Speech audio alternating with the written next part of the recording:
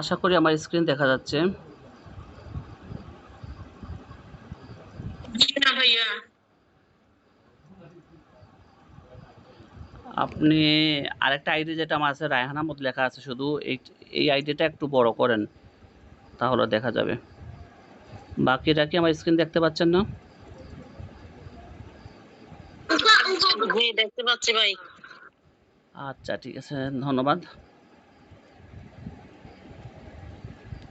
তো আমাদের আজকে টিকা দিয়ে শুরু করি। আপনারা একটা বলছিলেন যে 8 নম্বর প্রশ্নটা বাকি আছে। একটি নিবন্ধিত ট্রেড ইউনিয়নের কর্মকর্তা ও সদস্যগণ দেওয়ানি ফৌজদারি দায়মুক্তির কি এটা তো ম্যাম ক্লাস নিয়েছিলেন, আপনি হয়তো মিস করছেন। আচ্ছা, যাই হোক, তো আপনারা কি করেন, ওই যে টিকাটা দেখেন। হ্যাঁ, তো প্রথম টিকাটা হচ্ছে চিকিৎসা পরীক্ষা।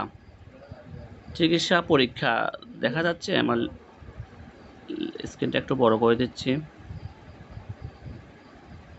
আচ্ছা, খেয়াল করেন, চিকিৎসা পরীক্ষা এ সম্পর্কে বাংলাদেশ শ্রম আইন 2006 এর 2-54 উপধারায় বলা হয়েছে যে কি রেজিস্টার চিকিৎসক অর্থ চিকিৎসক হিসাবে মেডিকেল এবং ডেন্টাল কাউন্সিল আইন 1980 সনের 16 নম্বর আইন এর অধীন রেজিস্ট্রিকৃত কোনো ব্যক্তি। এতটুকু মনে হয় আপনারা বুঝেন নাই। বুঝলে কেউ একজন বলেন তো, বুঝছেন কিনা, না বুঝলে বলেন।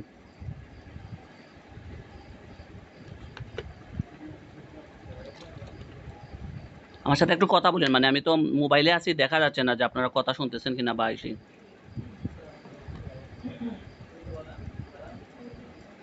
আমার কথা কি শোনা যাচ্ছে না? জি ভাইয়া। আচ্ছা, এই যে বাংলাদেশের শ্রম আইনটা হচ্ছে 2006, হ্যাঁ, 2006 এর শ্রম আইন। আর এটা কিন্তু আবার সংশোধিত হয়েছে 2018, এটাও আপনারা খেয়াল রাখবেন। হ্যাঁ, তো 2006 এর যে শ্রম আইন সেটার 2-54 উপধারা। আচ্ছা, 2 যে ধারাটা আছে বাংলাদেশ শ্রম আইন, আপনারা সবাই মনে রাখবেন 2 ধারা যেটা আছে, এই 2 ধারাতে সব কিছুর মানে সংজ্ঞা দেওয়া আছে 2 ধারাতে। ঠিক আছে, আপনারা যাদের শ্রম আইন মেইন বইটা আছে তারা একটু খেয়াল করেন, 2 নম্বর ধারাটা বের করেন, বের করে দেখেন যে এখানে কী দেওয়া আছে, সবগুলোর সংজ্ঞা দেওয়া আছে। কারো সামনে কি বই আছে? আমার কথা কি ঠিক আছে, মিলাই নিচ্ছেন? ওই 2-54 নম্বর উপধারাতে গিয়ে দেখবেন যে এইখানে রেজিস্টার যে চিকিৎসক আছে সে সম্পর্কে সংজ্ঞা দেওয়া আছে। আচ্ছা, আপনারা আমার কথাটা একটু এখানে মিলে নিতে পারেন। আপনাদের যারা মনে করেন মেইন বই নাই, তখন তো আপনারা এভাবে কি করবেন, এই প্লে স্টোরে গিয়ে বাংলাদেশের শ্রম আইন লিখে সার্চ করলে কিন্তু এই অ্যাপসটা চলে আসবে। একবারে এখানে ফুল হচ্ছে গিয়ে আমাদের কি থাকবে, আমাদের ধারাগুলো থাকবে। হ্যাঁ, তো ওই দেখেন প্রথম অধ্যায়ে সংজ্ঞা, এই যে 2 নম্বর ধারা, 2 নম্বর ধারাতে আছে গিয়ে কি সকল সংজ্ঞা। এরকম আপনাদের হচ্ছে মোট টোটাল দেখেন কয়টা সংজ্ঞা দেওয়া আছে, টোটাল 77টা সংজ্ঞা দেওয়া আছে। ঠিক আছে, সেইখানে গিয়ে 54 নম্বর ধারাতে কি আছে, উপধারাতে, মানে 2-54, মানে কি 2 হচ্ছে ধারা, মেইন ধারা, তার উপধারা হচ্ছে গিয়ে 54তে কি আছে আমরা দেখি একটু। এভাবে কিন্তু আপনারা মেইন বই মিলিয়ে মিলিয়ে পড়বেন। ঠিক আছে, ওকে। 54, 51, 52, 53, 54, যে 54তে আছে কি রেজিস্টার্ড চিকিৎসক অর্থ চিকিৎসক হিসেবে মেডিকেল এবং ডেন্টাল কাউন্সিল আইন 1980, যেটা হচ্ছে 16 নম্বর আইন। ঠিক আছে, 1980 সালে 16 নম্বর আইন এর অধীন রেজিস্ট্রিকৃত কোনো ব্যক্তি। তো রেজিস্টার্ড চিকিৎসক বা কি বলবো যে অর্থ চিকিৎসক হিসেবে, মানে কি এটা কি, মানে এটা হচ্ছে গিয়ে আপনারা সবাই কি বিএম অ্যান্ড ডিসির নামটা শুনছেন? বিএম এবং ডিসি, কেউ কি নামটা শুনছেন? একটু বলেন তো আমার সাথে। না ভাই, শুনে নাই তো। আচ্ছা, বিএমডিসিটা হচ্ছে গিয়ে মানে হচ্ছে গিয়ে Bangladesh medical and dental council. ঠিক আছে, বাংলাদেশ বাংলাদেশ মেডিকেল, জি জি জি, ওইটাই, মানে Bangladesh medical and dental council. এই যে প্রতিষ্ঠান আছে তারা কি করে, তারা হচ্ছে রেজিস্টারকৃত চিকিৎসক, মানে তারা চিকিৎসকদেরকে রেজিস্টার দেয়, তারপর হচ্ছে গিয়ে চিকিৎসকদের আচার আচরণ বা বদলি টেদলি সব কিছু মানে তারা করে। যেমন আমি একটা উদাহরণ দিই, বাংলাদেশ বার কাউন্সিল, তাদের কাজ কি? বাংলাদেশ বার কাউন্সিলের কাজ কি? ওই যে আইনজীবীদের সনদপত্র গুড, এটাই আর লাগবে না, হয়ে গেছে ভাইয়া। মানে আইনজীবীদের আচার আচরণ, তারপর হচ্ছে আইনজীবীদের নিয়োগ, মানে সনদ প্রদান, আইনপ্রীতিদের মানে সব কিছু নিয়ে তারা কাজ করে। তো এই যে মানে এই সেই কাজটা মানে চিকিৎসকদেরকে নিয়ে কাজ করে হচ্ছে গিয়ে এই বিএমডিসি, ঠিক আছে? তো এই বিএমডিসি হচ্ছে গিয়ে মানে Bangladesh medical and dental council আইন। আর ওই আইনটা হচ্ছে 1980 সালের আইন। পরবর্তীতে আইনটা চেঞ্জ হয়ে অন্য একটা সাল আসছে, এটা আমাদের জানা দরকার নাই। মানে 1980 সালের বা বিএমডিসির আইনে হচ্ছে গিয়ে চিকিৎসক কারা, মানে হচ্ছে গিয়ে তাদের কাছ থেকে যারা পাশ করে সনদ নেবে। তো আমি যদি মনে করেন এখন আমি নিজেকে যদি আইনজীবী পরিচয় দেই, তো আমি কিন্তু আইনজীবী হব না যতক্ষণ না পর্যন্ত আমাকে বার কাউন্সিল থেকে সনদ না দেওয়া হয়। তো বার কাউন্সিলের সনদ পেলে আমি কিন্তু একজন আইনজীবী। তো এরকম সেম বিএমডিসির যদি সার্টিফিকেট থাকে তাহলে সে হচ্ছে রেজিস্টারকৃত চিকিৎসক। তাহলে আমি আশা করি এতটুকু আমি আপনাদেরকে বুঝাইতে পারছি। তো তারাই হবে রেজিস্টারকৃত চিকিৎসক যারা হচ্ছে বিএমডিসির কি পাওয়া, তারা হচ্ছে কি রেজিস্টার পাওয়া, ঠিক আছে? ঠিক আছে। তো এটা কোথায় বলা হয়েছে, রেজিস্টার চিকিৎসক সংজ্ঞাটা কোথায় দেওয়া হয়েছে? 2-54 ধারা। কোন 2-54 ধারা? বাংলাদেশের শ্রম আইন 2006 এর 2-54 উপধারাতে দেওয়া হয়েছে রেজিস্টার চিকিৎসকের সংজ্ঞা। আমি আপনাদেরকে একটু আগে দেখাইছি যে এইটাই বলা আছে যে 1980 সালের 16 নম্বর আইনের অধীন রেজিস্ট্রেশন কোনো ব্যক্তিকেই বলা হয় রেজিস্টারকৃত চিকিৎসক। শ্রম আইনের রেওয়াজ মোতাবেক এরূপ চিকিৎসকজন কি দায়িত্ব পালন করে?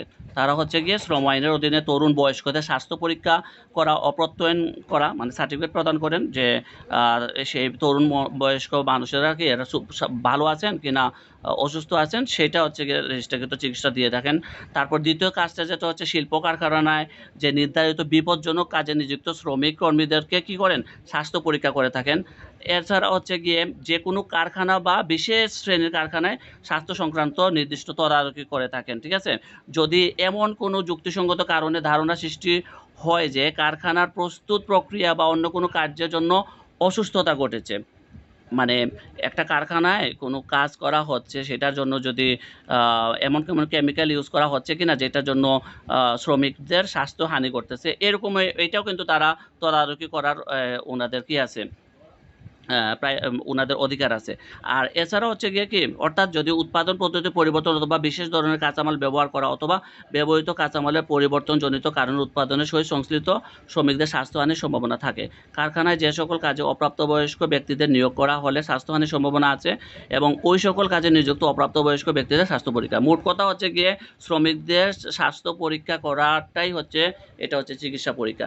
তো আপনাদেরকে আমি একটা সুবিধা বা একটা কি বলবো, মানে দুর্নীতিভাবে একটা মার্কস পাওয়ার একটা বলে দেই আপনাদের, মানে সহজ উপায়। সেটা হচ্ছে কি, ওই যে প্রথম যে পয়েন্টটা দেওয়া আছে না, যে চিকিৎসা পরীক্ষা সম্পর্কে বাংলাদেশ শ্রম আইন 2006 এর 2-54 ধারায় বলা হয়েছে রেজিস্টার চিকিৎসক অর্থ মানে চিকিৎসক হিসেবে মেডিকেল এবং ডেন্টাল কাউন্সিল আইন 1980 নম্বর 16 নম্বর আইন এর অধীন রেজিস্ট্রিকৃত কোনো ব্যক্তি। এই এতটুকু যদি আপনারা মনে রাখেন এবং এতটুকু যদি আপনারা লিখেন, তো চিকিৎসা পরীক্ষার জন্য আপনারা কিন্তু মানে মোটামুটি টিকার জন্য আপনি একটা ভালো মার্কস পেয়ে যাবেন, অর্ধেক মার্কস পেয়ে যাবেন। আর বাকি যে পয়েন্টগুলো আছে এগুলো হচ্ছে মানে একজন চিকিৎসক কী করে একটা শ্রমিকের জন্য, এগুলো আপনারা বানিয়ে লিখলে কোনো সমস্যা নেই। বুঝতে পারছেন? তো আপনারা জানেন যে টিকাতে 4 মার্কস করে, যদি 5টা আসে তাহলে 4 মার্কস করে, 4-5 20, আর যদি 4টা আসে তাহলে 4-5 20 মানে 5 করে। তো এত বেশি লেখা দরকার নাই। অনেকে ভাবে 1 পৃষ্ঠা 1.5 পৃষ্ঠা লিখবো কিনা, তারপরে 2 পৃষ্ঠা লিখবো কিনা, এরকম না। কোনো অপ্রাসঙ্গিক কিছু লেখা দরকার নেই, এতটুকু লিখলেই আপনারা মার্কস পাবেন আশা করি। তো আশা করি আমরা চিকিৎসা পরীক্ষা বুঝছি, ঠিক আছে? আমি পরেরটাতে যাব।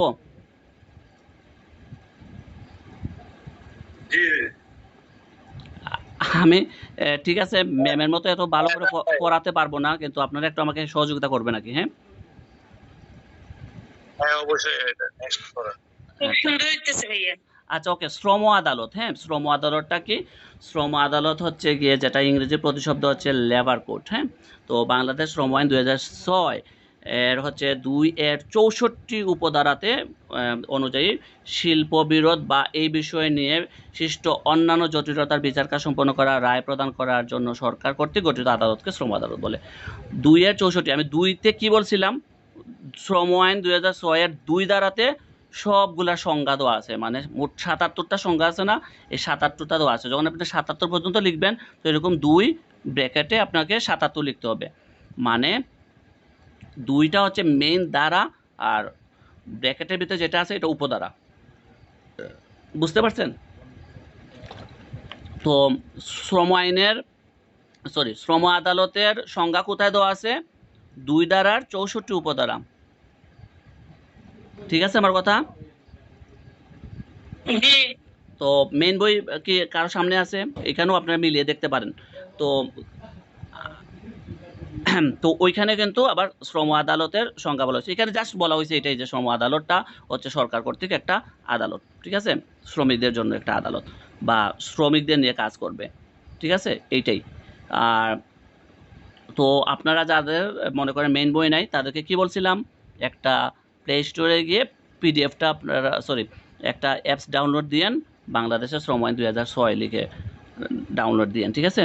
তো বাংলাদেশের শ্রম আইন 2006 লিখে যদি ডাউনলোড দেন তো আপনারা কিন্তু এইখানে এই অ্যাপসটাতে আপনাদেরকে একটু দেখাই। হ্যাঁ, এই অ্যাপসটাতে হচ্ছে গিয়ে, আচ্ছা এর আগে আমি একটু 64টা আপনাদেরকে দেখাই। ভাই এভাবে কি প্লে স্টোরে অন্যগুলো পাওয়া যাবে, যেমন ওই যে কন্ট্রাক্ট এক জি জি পাওয়া যাবে? জি জি জি ইনশাল্লাহ পাওয়া যাবে। তো এই দেখেন 64 শ্রম আদালত অর্থ এই আইনের অধীন প্রতিষ্ঠিত শ্রম আদালত। পাইছেন? এই আইন বলতে কি? বাংলাদেশের শ্রম আইন। আচ্ছা এই দেখেন যে এটা তো গেল 2006 সালে। হ্যাঁ, আপনি প্রথম একবার সর্ব উপরে দেখতে পারতেছেন তো বাংলাদেশ শ্রম আইনটা 2006। তো 2006 আর নিচে 2 নাম্বার দেখছেন এই যে সংশোধন যেটা করা হয়েছে 2018। তো 2018তে যা যা সংশোধন করা হয়েছে এখানে সবগুলো আছে। তো আপনারা এই অ্যাপসটা ডাউনলোড করতে পারেন। ঠিক আছে? আমি অ্যাপসের কোনো বইতে তো পাচ্ছি না। বুঝি নাই। বইতে তো পাইতেছে না, কোথায় কোন পৃষ্ঠা? কোথায় পাচ্ছেন না আপু? এটা আমার কাছে আছে একটা। ভাইয়া এটা কি সরাসরি খবর দিয়ে দিতে হবে আর পরেরটা 18 দিয়ে, না একটা দিয়ে হয়? না, একটাই। এই অ্যাপসটা আমি আপনাদেরকে দেখাইছি না, এই অ্যাপসটা মানে বাংলাদেশের শ্রম আইন দিয়ে সার্চ করলেই পাওয়া যাবে। ঠিক আছে? আপনারা প্লে স্টোরে সার্চ করলে পাওয়া প্লে যাবে। স্টোরে সার্চ করলে পাওয়া যাবে। আচ্ছা, তো আমরা যেটা আসছিলাম যে শ্রম আদালত এর ইংরেজি প্রতিশব্দ হচ্ছে লেবার কোড, আর যেটা বাংলাদেশের শ্রম আইন 2006 2-64 উপধারাতে কি হয়েছে বলা হয়েছে যে শিল্প বিরোধ বা এই বিষয় নিয়ে সৃষ্ট অন্যান্য জটিলতার বিচার কাজ সম্পন্ন করা এবং রায় প্রদান করার জন্য সরকার কর্তৃক গঠিত আদালতকে শ্রম আদালত বলে। এতটুকু লিখলে কিন্তু আপনারা অনেক মার্কস পেয়ে যাবেন শ্রম আদালত সম্পর্কে লিখলে। ঠিক আছে? তো শ্রম আদালত নিয়ে যদি টিকা আসে তখন আপনারা শুধু যদি বলে যে শ্রম আদালত কাকে বলে, তো এতটুকু লিখলে আপনার কাছে মানে হয় কি কিরকম ছোটো ছোটো হয়ে যাচ্ছে, আধা পৃষ্ঠা লিখলে আপনার কাছে ভালো লাগতেছে না। তখন আপনাদেরকে আমি একটা মানে মার্কস পাওয়ার জন্য বা কথা একটু বাড়িয়ে লেখার জন্য একটু আপনাদেরকে ধারণা দিচ্ছি। সেটা হচ্ছে গিয়ে তখন আপনারা শ্রম আদালতের কার্যাবলী, ঠিক আছে, শ্রম আদালতের কার্যাবলী একটু এখানে অ্যাড করে দিবেন। অথবা আপনারা যদি শ্রম আদালতের সদস্য গঠন ক্ষমতা, ওই যে ক্ষমতা মানে তো কার্যাবলী, ঠিক আছে, তখন এইখান থেকে কয়েকটা পয়েন্ট আপনারা ক্ষমতা তুলে দিবেন। আর যদি আসে পরীক্ষায় যে শ্রম আদালতের সদস্য গঠন ও ক্ষমতা কি, এভাবে অবশ্য টিকাতে আসবে না। টিকাতে শুধু বলবে যে শ্রম আদালতের ক্ষমতা কি বা ক্ষমতা ও কার্যাবলী কি, তখন আপনি হচ্ছে এই পুরোটা দিতে হবে। তো এখানে কিটা দেখুন, আমাদের সদস্য মানে আমাদের গঠনটা দেখি যে শ্রম আদালতের সদস্য হবেন 3 জন। তো 3 জন কারা কারা? সরকার কর্তৃক নিয়োজিত একজন চেয়ারম্যান থাকবেন, যিনি হচ্ছেন জেলা জজ অথবা অতিরিক্ত জেলা জজ হিসেবে কর্মরত আছেন। চেয়ারম্যানকে পরামর্শ দানের জন্য একজন সদস্য, যিনি মালিক পক্ষের প্রতিনিধিত্ব করবেন। আর চেয়ারম্যানকে পরামর্শ দানের জন্য আরও একজন সদস্য, যিনি শ্রমিক পক্ষের প্রতিনিধিত্ব করবেন। আমার কথা কি এখানে বুঝে আসছে? কে কে? চেয়ারম্যান থাকবেন একজন, চেয়ারম্যানকে হেল্প করার জন্য আরেকজন, আর ওই যে যিনি থাকবেন মালিক পক্ষ থেকে, আর ওই মালিক পক্ষ থেকে আবার হেল্প করার জন্য আরেকজন, মানে প্রেসিডেন্ট ভাইস প্রেসিডেন্ট আর কি বলতে পারেন, ঠিক আছে, এভাবে, ঠিক আছে, বা চেয়ারম্যান সেক্রেটারি এভাবে, ঠিক আছে। তো চেয়ারম্যান কে থাকবেন এটা কিন্তু বলাই আছে যে জেলা জজ অথবা অতিরিক্ত জেলা জজ হিসেবে কর্মরত আছেন, ঠিক আছে। আর হচ্ছে গিয়ে চেয়ারম্যানকে পরামর্শ দানের জন্য একজন সদস্য যিনি হচ্ছেন মালিক পক্ষের প্রতিনিধিত্ব করেন, মানে মালিক পক্ষের লিডার, ঠিক আছে। ও এই কারণ আপনারা জানেন যে ট্রেড ইউনিয়ন যেটা, হ্যাঁ, ট্রেড ইউনিয়ন যেটা হয় এটার হচ্ছে গিয়ে ওইখানে কিন্তু ট্রেড ইউনিয়নে মালিক শ্রমিক সবাই থাকবে। তো ওইখান থেকে হচ্ছে গিয়ে চেয়ারম্যানকে হেল্প করার জন্য মালিক পক্ষ থেকে, মালিকরা আলাদা তাদের, ট্রেড ইউনিয়নটা হচ্ছে শ্রমিকদের নিয়ে। তো চেয়ারম্যানকে পরামর্শ দানের জন্য আরও একজন সদস্য যিনি থাকবেন উনি হচ্ছে শ্রমিক পক্ষের প্রতিনিধিত্ব করবেন, ঠিক আছে। শ্রমিক পক্ষ থেকে যারা লিডার উনি হচ্ছে গিয়ে আবার চেয়ারম্যানকে, বা শ্রমিক পক্ষ থেকে যাকে নিয়োগ করা হবে, ঠিক আছে। তো এটা মেনে নিতে হবে। আচ্ছা, তারপর 2 নাম্বারটা দেখেন তো কি, সরকার প্রয়োজন মনে করলে গেজেটের মাধ্যমে একাধিক শ্রম আদালত গঠন করতে পারে, ঠিক আছে। একটা এলাকায় আরও যদি শ্রম আদালত যদি দরকার হয় সেটা সরকার পারবে, সরকারের ক্ষমতা আছে এটা গেজেট প্রকাশের মাধ্যমে। আর হচ্ছে কি একাধিক শ্রম আদালত যদি প্রতিষ্ঠা হলে সরকার প্রজ্ঞাপন দ্বারা তাদের আঞ্চলিক এলাকা নির্ধারণ করে দেবে। এখন মনে করেন সাপোজ সিলেটের ভিতরে যদি এখন 2টা শ্রম আদালত থাকে, সাপোজ সিলেট বিভাগের ভিতরে বা সিলেট জেলার ভিতরে যদি থাকে, তো সিলেট জেলার ভিতরে যদি থাকে তোর বলে দিল যে পূর্ব অঞ্চল যারা আছে, সিলেটের পূর্ব অঞ্চল আছে তারা এই শ্রম আদালতের আন্ডারে, আর পশ্চিম অঞ্চল যারা আছে তারা এই শ্রম আদালতের আন্ডারে, ঠিক আছে। তো এরকম ভাগ করে দেবে, সেটা সরকার করে দেবে। আচ্ছা, তারপর হচ্ছে গিয়ে শ্রম আদালত শিল্পবিরোধ দেখা দিলে তার বিচার ও সিদ্ধান্ত গ্রহণ করবে কে? শ্রম আদালত। শ্রম আদালতের ক্ষমতা প্রথম শ্রেণীর ম্যাজিস্ট্রেটের নেই। শ্রম আদালতের ক্ষমতাটা কি, পাওয়ার কি, প্রথম শ্রেণীর ম্যাজিস্ট্রেটের নেই, এটা মনে রাখবেন। সকল শ্রমিক আদালত ট্রাইব্যুনালের অধস্তন হিসেবে কাজ করবে, সকল শ্রম আদালত ট্রাইব্যুনালের অধস্তন হিসেবে কাজ করবে। আর ওই যে ট্রাইব্যুনাল বলতে কি, শ্রম আদালতের ট্রাইব্যুনাল আছে, আপনাদের একটু করে আপনাদেরকে ট্রাইব্যুনালটা দেখিয়ে আসি, কারণ আপনারা অনেকে বলতেছেন ট্রাইব্যুনালটা আপনারা করেন নাই।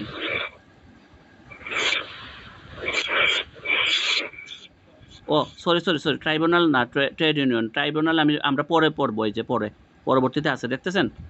আচ্ছা, তো শ্রম আদালত হচ্ছে আদালত ট্রাইব্যুনালের অধস্তন হিসেবে কাজ করবে, আর শ্রম আদালত ট্রাইব্যুনালের অধস্তন হিসেবে কাজ করবে, মানে ট্রাইব্যুনাল বড় আদালত থেকে, এটা মনে রাখবেন। তো শ্রম আদালত মামলা দায়ের করার তারিখ থেকে 60 দিনের মধ্যে রায় বা সিদ্ধান্ত প্রদান করবে, তবে বিলম্ব হলে রায় বা সিদ্ধান্ত অবৈধ হবে না। মানে নিয়ম হচ্ছে 60 দিনের ভিতরে, 2 মাসের ভিতরে মামলা ফলাফলটা বা রায়টা প্রকাশ করবে, আর 60 দিনের পরেও কিন্তু করলে এটা অবৈধ হবে না। শ্রম আদালতের রায় বা সিদ্ধান্ত সন্তুষ্ট না হলে, খেয়াল করবেন, শ্রম আদালতের রায় বা সিদ্ধান্তে সন্তুষ্ট না হলে এরপর আপিল, এটা হবে আপিল, হ্যাঁ, এখানে একটু ভুল আসছে, আপিল প্রদানের 60 দিনের মধ্যে ট্রাইব্যুনাল আপিল করতে হবে। তো বোঝা গেছে ট্রাইব্যুনাল বড়, এরূপ আপিলের ক্ষেত্রে ট্রাইব্যুনাল সিদ্ধান্ত চূড়ান্ত হয়। বুঝতে পারছেন এটা? বুঝতে পারছেন? একটু কেউ আমার সাথে কথা বলেন প্লিজ। জি আমরা বুঝতে পারছি। অমৃত ভাই আপনি বলেন, কি বুঝছেন আমাকে একটু বুঝিয়ে বলেন তো, আমি একটু পানি খাই, আপনি একটু বুঝান।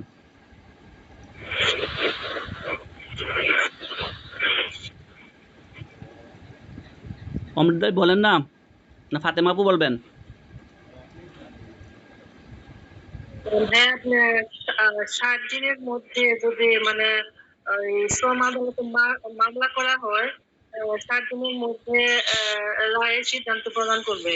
আচ্ছা, আচ্ছা ঠিক আছে ফাতেমা আপু, এখন যদি আপনাকে প্রশ্ন করি, শ্রম আদালতের সংজ্ঞাটা কোথায় দেওয়া আছে? শ্রম আদালতের সংজ্ঞাটা এটা হচ্ছে 64 ধারা, উপধারা 2 নম্বরে। না, মানে ধারা 2 64 উপধারা, মানে 2 এর 64 বললেও হবে। হ্যাঁ, 2 এর 64তে কি দেওয়া আছে? শ্রম আদালতের সংজ্ঞা দেওয়া আছে। কোথায়?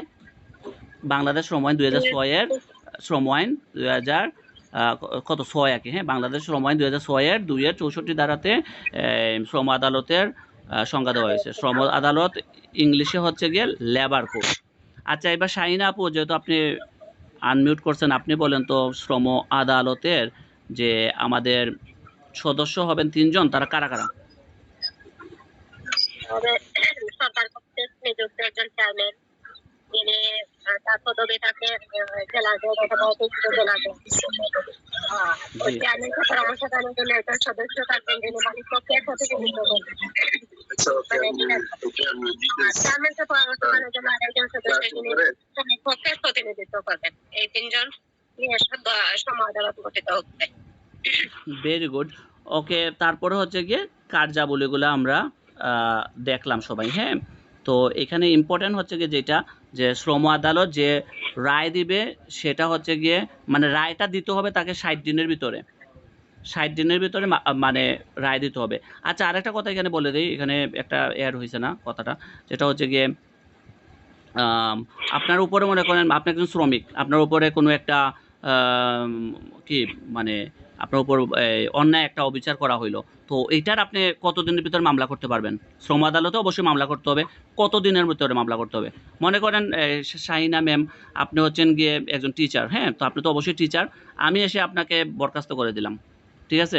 তো আপনি এখন এটা কিন্তু শ্রম আদালতে, সাপোজ আপনি মনে করেন আসলে টিচারটার এটা আলাদা জিনিস। তারপর মনে করেন আচ্ছা, আপনি একজন সুপারভাইজার একটা কারখানার, তো আপনাকে আমি কি করলাম, এসে কোনো কথা নাই আর বার্তা নাই, আপনাকে বরখাস্ত করে দিলাম, তো আপনি কতদিনের ভিতরে শ্রম আদালতে গিয়ে মামলা করতে পারবেন? 30 দিনের ভিতরে। কতদিনের ভিতরে? 30 দিন, এক মাসের ভিতরে। হয়নি, আরেকজন কেউ বলতে পারবেন? নাকি 15 দিন, নাকি 15 দিন, 15 না দিন। না না, 15 দিন না। আর কেউ জানেন? আর কেউ জানেন? জানলে 3 বলেন। মাসের ভিতরে। 1 দিনের ভিতরে করতে হয় না। শিওর হইলে বলেন, না হইলে এমনিতে বলে লাভ নাই যে আমার লাগলে লাগলে বাউন্ডারি না, এরকম না। কেউ বলে 1 মাসের মধ্যে। নো, 1 মাস 2 না, মাসের মধ্যে। হয় না, এভাবে সারা রাত বলতে থাকবেন দেখা যাচ্ছে। আমি বলে দিই, এটা হচ্ছে 6 মাসের ভিতরে, 6 মাসের ভিতরে, 6 মাসের ভিতরে। আচ্ছা, তারপরে হচ্ছে গিয়ে তাহলে মোটামুটি আমরা বুঝছি যে আহ, শ্রম আদালতে কেউ মামলা করলে সেটার রায় কত, 60 দিনের ভিতরে দিতে হবে। আবার কোনো রায় যদি আপনার পছন্দ না হয়, তাহলে আপনি আপিল করবেন শ্রম আপিল ট্রাইব্যুনালে, এটাও হচ্ছে 60 দিনের ভিতরে। এবং শ্রম আপিল ট্রাইব্যুনালে যখন আপনি আপিল করবেন, সেই আপিলেরও রায় 60 দিনের ভিতরে দিতে হবে। যদি 60 দিনের ভিতরে নাও দেয়, তাহলে কিন্তু রায়টা অবৈধ হবে না, এটাও কিন্তু আবার আইনে বলা আছে। আচ্ছা, যাই হোক, এবার আমরা আসি সেই কাঙ্ক্ষিত আমাদের শ্রম আপিল ট্রাইব্যুনাল। শ্রম আপিল ট্রাইব্যুনাল হচ্ছে, এর ইংরেজি প্রতিশব্দ হচ্ছে লেবার আপিল ট্রাইব্যুনাল। তো বাংলাদেশ শ্রম আইন 2006, এটা হচ্ছে 218 ধারায় শ্রম আপিল ট্রাইব্যুনাল সম্পর্কে আলোচনা করা হয়েছে। আপনাদের কারো সামনে কি বই আছে? একটু 218 নম্বর ধারায় কি বলা আছে একটু বলতে তো পারবেন? এই রিমা আপু, আপনার কাছে বই নাই? সামনে মেইন বই নাই? আপনার কাছে আছে হীরা পাবলিকেশনের, আছে ভাইয়া। তো একটু আছে তো। 218 নম্বর ধারা কি আছে একটু বলেন।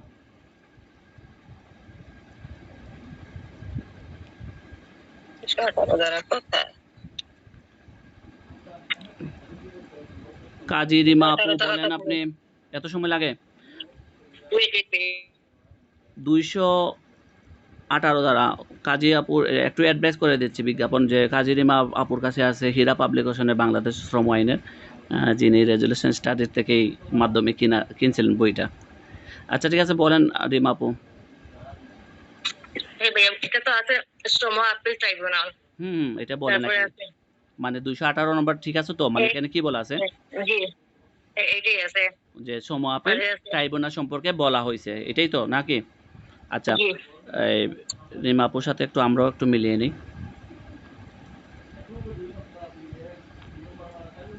218, আল্লাহ, এখানে তো খুঁজে পাওয়া একটু কষ্ট হয়ে যাবে। কত নম্বর অধ্যায়?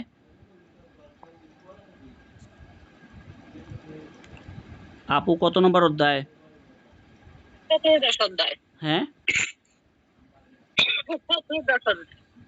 শ্রম আপিল ট্রাইব্যুনাল। কত অধ্যায়? 14 অধ্যায়। 14 অধ্যায়। 14। হ্যাঁ, 14 অধ্যায় কত, 218 বলছিলাম। এই যে শ্রম আপিল ট্রাইব্যুনাল, শ্রম আপিল ট্রাইব্যুনাল হচ্ছে গিয়ে দেখেন 218 এক মানে উপধারা বলা হয়েছে, এই আইনের উদ্দেশ্যে বাংলাদেশে একটি শ্রম আপিল ট্রাইব্যুনাল থাকিবে, যাহা একজন চেয়ারম্যান সমন্বয়ে গঠিত হইবে, অথবা সরকার উপযুক্ত বিবেচনা করলে একজন চেয়ারম্যান এবং সরকার কর্তৃক নির্ধারিত সংখ্যক সদস্য সমন্বয়ে গঠিত হইবে। সরকার ইচ্ছা করলে তার বাড়াতে পারবে। আচ্ছা, আমার দেখা যাচ্ছে তো? আমার কথা শোনা যাচ্ছে? জি। আচ্ছা, আচ্ছা, তারপর হচ্ছে কি দেখেন, মানে 218(2) এর উপধারাতে কি বলা হয়েছে? ট্রাইব্যুনালের চেয়ারম্যান এবং সদস্যগণ যদি থাকেন, সরকার কর্তৃক সরকারি গেজেটে প্রজ্ঞাপন দ্বারা নিযুক্ত হইবেন এবং তাহাদের চাকরির শর্তাবলী সরকার কর্তৃক নির্ধারিত হইবে। আমি এমনিতে এখন একটু পরে যাচ্ছি, পরবর্তীতে আমরা মেন যখন প্রশ্নতে চলে যাব তখন আমাদের কি কি দরকার হয় সেটা আমি বুঝিয়ে দিব। ট্রাইব্যুনালের চেয়ারম্যান সুপ্রিম কোর্টের কর্মরত অথবা অবসরপ্রাপ্ত বিচারক অথবা অতিরিক্ত বিচারক হইবেন এবং উহার কোনো সদস্য সুপ্রিম কোর্টের কর্মরত অথবা অবসরপ্রাপ্ত বিচারক অথবা অতিরিক্ত বিচারক হইবেন অথবা অনূন্য ৩ বছর কর্মরত আছেন বা ছিলেন এমন কোনো জেলা জজ হইবেন। এটা হচ্ছে ট্রাইব্যুনালের চেয়ারম্যান নিযুক্তের নিয়ম। কোথায় আছে? 218(3) উপধারা। ৪ নম্বর আছে কি, যদি চেয়ারম্যান কোনো কারণে অনুপস্থিত থাকেন বা তাহার কার্য সম্পাদনে অপারগ হন, তাহা হইলে সদস্যগণ যদি থাকেন এর মধ্যে যিনি জ্যেষ্ঠ, তিনি চেয়ারম্যানের দায়িত্ব পালন করবেন। হোয়াট ইজ জ্যেষ্ঠ? কেউ কি বলতে পারেন জ্যেষ্ঠ কি? সবার চেয়ে বড় গুড। পদবী। মানে বয়সে যিনি বড় বা পদবিতে যিনি বড়, নাকি আছে যে বড় বয়সে বড়, এটা হয় প্রত্যেকটা জায়গাতেই হয়। যেমন মনে করেন ইউনিয়ন চেয়ারম্যান, ইউনিয়ন পরিষদে ইউনিয়ন চেয়ারম্যান যদি কোনো কারণে মনে করেন 2 মাসের বা 1 মাসের জন্য ছুটিতে গেলে, তখন মেম্বারদের মধ্যে যিনি সবচেয়ে বয়সে বেশি থাকেন তাকে দেওয়া হয় চেয়ারম্যান হিসাবে, ঠিক আছে? মানে দায়িত্ব কয়েকদিন মাসের জন্য পালন করতে হলে। সিনিয়র যিনি থাকেন, জি, সিনিয়র যিনি সিনিয়র যিনি থাকেন থাকেন। অথবা এটা কিন্তু সিনিয়র, যদি ইউনিয়ন পরিষদের আইনে কি আছে আমি জানি না, আই এম সরি। কিন্তু কথা হচ্ছে গিয়ে মানে নিয়মে কি বড়কে দেওয়া হয়, তারপরেও যোগ্যতা অনুযায়ী আবার দেওয়া হয় মেম্বারদের থেকে, ঠিক আছে? এটা আমি জানি। আচ্ছা, তারপরে হচ্ছে দেখেন 5 নাম্বার, যে ক্ষেত্রে ট্রাইব্যুনালের কোনো সদস্য নিযুক্ত থাকেন সেক্ষেত্রে চেয়ারম্যান আদালতের কার্য সুচারুরূপে সম্পন্ন করিবার জন্য প্রয়োজনীয় সংখ্যক বেঞ্চ গঠন করতে পারবেন। উক্তরূপ বেঞ্চ বা এক বা একাধিক সদস্য সমন্বয়ে অথবা চেয়ারম্যান বা এক বা একাধিক সদস্য সমন্বয়ে গঠিত হইবে। আচ্ছা, এইভাবে তো দেখি অনেকগুলো কথা আছে। তো আচ্ছা, তো আমরা ট্রাইব্যুনাল আমাদের শিটে কি দেওয়া আছে আমরা একটু দেখি, হ্যাঁ?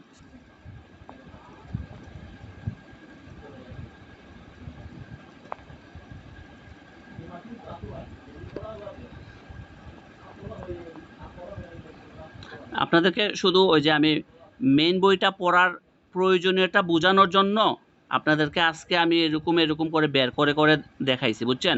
আপনারা হয়তো ভাবতেছেন যে শুধু মানে পিডিএফ পড়েই আমাদের হয়ে যাবে কিনা। হ্যাঁ, অবশ্যই হবে, পাস করার জন্য হবে। বাট কথা হচ্ছে গিয়ে আপনারা মেইন বইয়ের সাথে এভাবে মিলিয়ে পড়তে হয়, ঠিক আছে? আজকে বুঝছেন তো মেইন বইয়ের সাথে কীভাবে মিলিয়ে পড়তে হয়?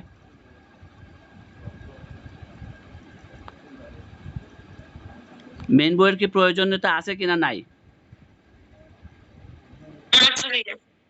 অবশ্যই আছে। এবং মেইন বইয়ের আজকে কি হয়েছে জানেন? মানে আমি কিন্তু আজকে রিমা আপুকে কল দিছিলাম যে আমি আমার আসলে ওই যে আজকে যেহেতু আমি ক্লাস নিব, একটা প্রিপেয়ার্ড, আমি সারাদিন থেকেই প্রিপেয়ার হয়ে আছি যে আজকে ক্লাস নিব। তো যেহেতু ম্যাম অসুস্থ, আমরা সবাই দোয়া করি, ম্যামের জন্য দোয়া করি। ম্যাম অনেকেই অসুস্থ, অনেক 2-3 ধরে হসপিটালে ছিলেন, এমনকি ওনাকে ব্লাড পুশও করা হয়েছে, ঠিক আছে? তো ম্যামের জন্য আমরা দোয়া করি। তখন আমি প্রিপেয়ার হয়ে আছি যে না, আজকে ক্লাসটা আমি নিব। অনেকদিন ধরে আমি ক্লাসও নিচ্ছি না, তো আমিও মরীচিকা জমে যাচ্ছে আমার উপরেই। তো আমি চাইছিলাম, আমি যখন সারাদিন থেকে প্রিপেয়ার হচ্ছি, তো আমি মনে করেন অ্যাপসটা নামাইছি, তারপরে ধারাগুলা ঠিক আছে কিনা। তো মেইন বইটা আমার কাছে নাই, শ্রম আইনের আমার কাছে নাই। তো জানি রিমা আপু আমার কাছে বই কিনছিল, তো আমি ওনাকে কল দিলাম। তো আমি দিয়ে আবার মিলাইছি ওনাকে, আমি আবার বললাম যে এই বইগুলার এই পৃষ্ঠাগুলো আমাকে ছবি তুলে দেন। তো উনি দিছে, তো আমি মিলাইলাম। একটা জিনিস খেয়াল করলাম কি, আমি আসলে রিমা আপুকে মানে লজ্জা দেওয়ার জন্য বলতেছি না, সবার উদ্দেশ্যে বলতেছি। উনি বইটা নিয়ে রাখছে শুধু, মেইন বই আর খুলেই নেই। উনি প্রায় আমার কাছে 1 থেকে 1.5 বছর আগে বই কিনছে, কিন্তু উনি বইটা খুলে পর্যন্ত দেখে নাই।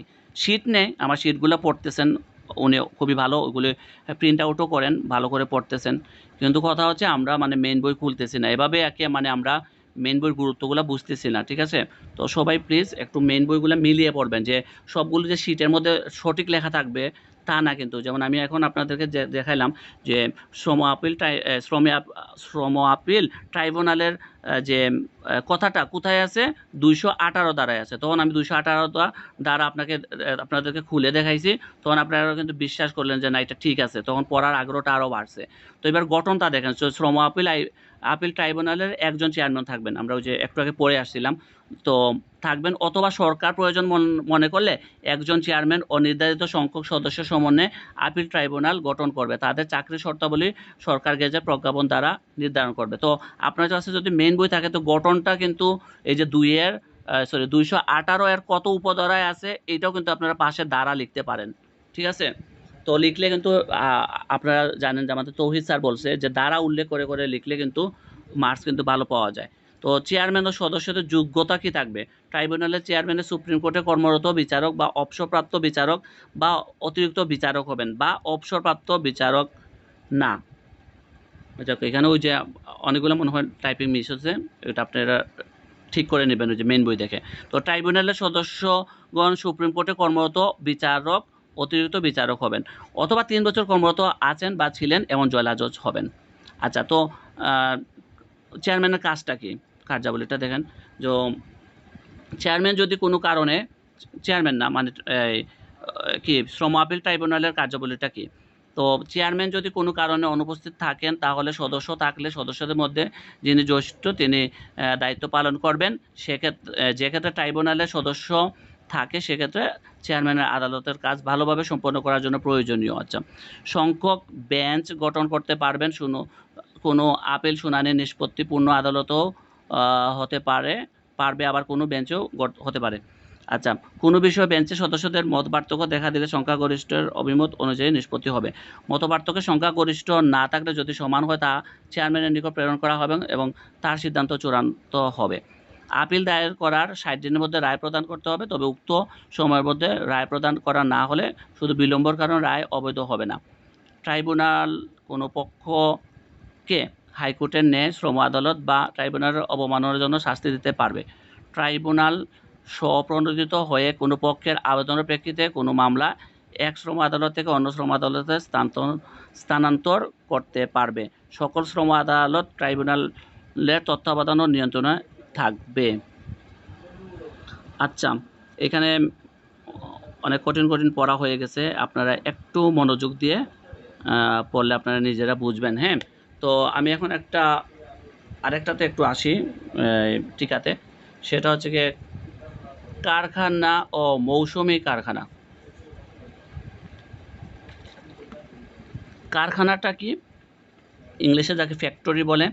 তো বাংলাদেশের শ্রম আইনের 2-7 উপধারা অনুযায়ী কারখানা বলতে এমন ঘরবাড়ি বা আঙিনাকে বোঝায় যেখানে বছরে কোনো দিন 5 বা ততোধিক শ্রমিক কর্মরত থাকেন এবং তার যে কোনো অংশে উৎপাদন প্রক্রিয়া চালু থাকে, কিন্তু কোনো খনি কারখানা অন্তর্ভুক্ত হবে না। আচ্ছা, আপনারা যেহেতু কিছু বলতেছেন না মানে বুঝছেন। তো আমি আবারও বলতেছি, 2 দ্বারা মানে হচ্ছে সেখানে সংজ্ঞা থাকবে, মানে কারখানার সংজ্ঞা দেওয়া আছে 2-7 উপধারাতে, ঠিক আছে? 5 জন থাকবে শ্রমিক বা ততোধিক থাকবে এবং সেখানে বছরে মানে কাজ হবে, ঠিক আছে? ঘরবাড়ি বা আঙ্গিনাকে বোঝায় যেখানে বছরে কোনো দিন 5 বা ততোধিক শ্রমিক কর্মরত থাকবে এবং আচ্ছা, ওই যে মৌসুমি কারখানাটা বুঝলে আপনারা একটু মানে কারখানা সম্পর্কে আরেকটু আইডিয়া হয়ে যাবে। মৌসুমি কারখানাটা কি, মানে সিজনাল ফ্যাক্টরি, যে বাংলাদেশের শ্রম আইনের 328 ধারা অনুযায়ী সরকারি গেজেটে প্রজ্ঞাপন দ্বারা সরকার বছরে 180 দিনের বেশি উৎপাদন প্রক্রিয়া চালু থাকে না, বা বিশেষ মৌসুম ছাড়া অন্য কোনো সময় চালু থাকে না, বা প্রাকৃতিক শক্তির অনিয়মিত ক্রিয়ার উপর নির্ভর না করে চালু করা যায় না, এমন কারখানাকে মৌসুমি কারখানা হিসেবে ঘোষণা করতে পারবে। তো মানে এখানে হচ্ছে কি 180 দিনের বেশি উৎপাদন প্রক্রিয়া চালু থাকে না। হ্যাঁ, এটা থাকে না, ঠিক আছে? 180 দিনের বেশি থাকে না। আমরা জানি যে বছর হচ্ছে 365 দিন, বা একদিন করে ছুটিও দেই, তাহলে হচ্ছে গিয়ে আমরা 20-25 দিন বা ঈদের বন্ধ টন্ধ বাদ দিয়ে মনে করেন আরও 1 মাসের মতো বন্ধ ধরলাম। তো মাসের 11 মাস মনে করেন আমাদের কাজ চলবে। এটাই হচ্ছে গিয়ে কারখানা, ঠিক আছে? ফ্যাক্টরি যেখানে কাজ চলবে। আর খনিকে কারখানা বলা হয় না কেন? কারণ খনি হচ্ছে যেখানে মনে করেন হঠাৎ করে যেখানে খনি পাওয়া যায় সেখানে মানুষজন শ্রমিকরা যায়। এটা আসলে নির্দিষ্ট কোনো উৎপাদন হচ্ছে না। এটা কৃত্রিম বা প্রাকৃতিকভাবে কৃত্রিম না, প্রাকৃতিকভাবে এখানে পাওয়া যাচ্ছে।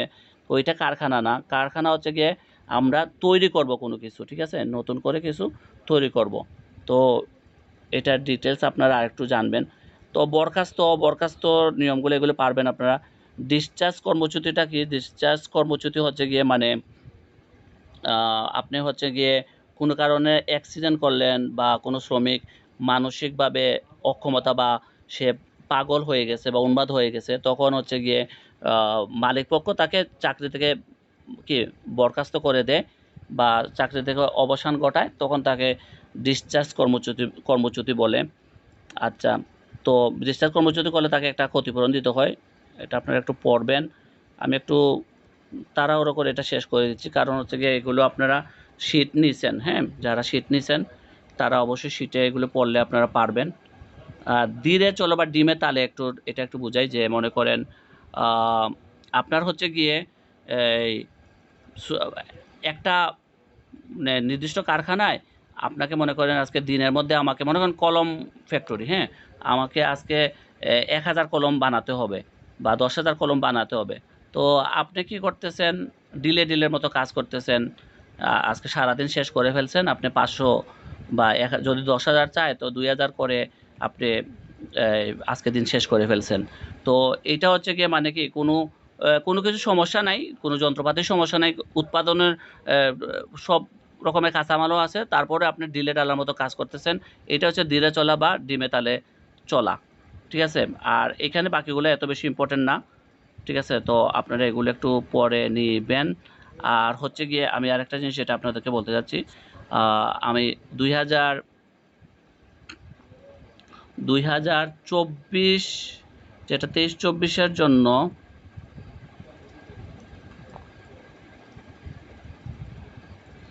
2023-24 এর জন্য যে সাজেশন রেডি করা হয়েছে সেইখানে অনেকগুলো আমাদের টিকা দেওয়া আছে। লে অফ, অসদাচরণ ও উহার শাস্তি, নিম্নতম মজুরি বোর্ড, শিল্প বিরোধ, ছুটি অবকাশ, মাতৃত্বকালীন সুবিধা, ধর্মঘট তালাবদ্ধ, লক আউট, ছাঁটাই, কারখানা ও মৌসুমি কারখানা, ট্রেড ইউনিয়ন, চেক অফ, সক্ষমতা সার্টিফিকেট, এরপর ডিমে দেলা কাজ দিয়ে চলে একটু আগে যেটা পড়ছি, কর্মচ্যুতি বরখাস্ত, বাণিজ্যিক প্রতিষ্ঠান, শিল্প প্রতিষ্ঠান, মধ্যস্থতা সালিশ, গ্র্যাচুইটি উৎপাদন প্রক্রিয়া। আপনারা বলতে পারেন যে একইগুলো আবার বারবার আসছে কেন? না, এগুলো বারবার আসে নাই। এগুলো হচ্ছে গিয়ে যেগুলো পরীক্ষাতে আসে নাই সেগুলো আবার ইম্পর্টেন্ট দেওয়া হয়েছে। ঠিক আছে? তো এটা হচ্ছে গিয়ে এইটার আমাদের শিট রেডি হবে। ঠিক আছে? ওইটারও শিট রেডি হবে। শিটগুলো রেডি হওয়ার পরে আশা করি সবাই নেবেন। ঠিক আছে?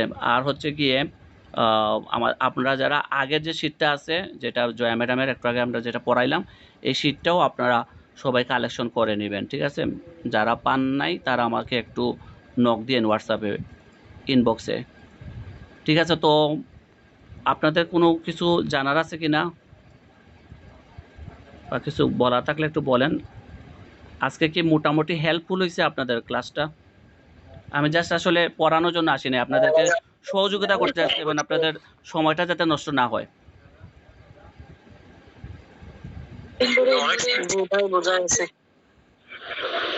জি, আমি অনেক খুশি আপনারা যদি আমার ক্লাসটা যদি বুঝে থাকেন। অনেক ধন্যবাদ। আর সবাই গ্রুপ ফলো করবেন। হোয়াটসঅ্যাপে যে আমাদের নোটিশগুলো দেওয়া হয় সেগুলো ফলো করবেন। আর হচ্ছে গিয়ে ফেসবুকে একটু সময় দিবেন। ফেসবুকে সময় দিলে আমাদের ফেসবুক গ্রুপে অনেক নতুন আপডেটগুলো দেওয়া হয়, অনেক পোস্টগুলো যেগুলো করা হয় এগুলো আপনাদের প্রয়োজনীয়। তো ধন্যবাদ, সবাই ভালো থাকবেন আর আমাদের ক্লাসগুলো নিয়মিত করবেন। আপনারাও আপনাদের সবাইকে যারা ক্লাসমেটরা আছেন আমাদের অনলাইন ক্লাসগুলোর কথা বলবেন।